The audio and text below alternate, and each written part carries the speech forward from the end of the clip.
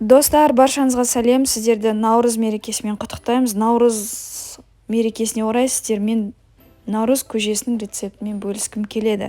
Ең бірінші бізге етті жақсылап пісіріп алу керек. Сол піскен етке сорпаны сүзгіштен өткізіп, перловка саламыз, немесе арпа саламыз. Арпаны жарты сағат қайнатқаннан кейін піскен етімізді жақсылап турап қазымен бірге оны да саламыз. Одан кейін тары саламыз.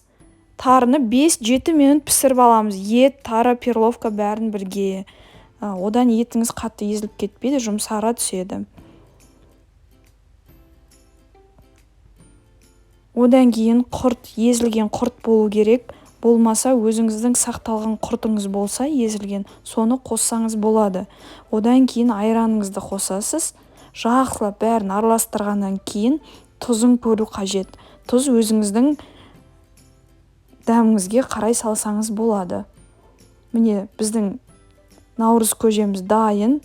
Наурыз мерекесі тағы да құтты болсын. Сіздерге осы жолы тек құт береке алып келсін. Наурыздан Наурызға жете берейік. Достар, маған подписка жасап, лайк қоюды ұмытпаңыздар, болашақта менің каналымды жоғалтып алмас үшін.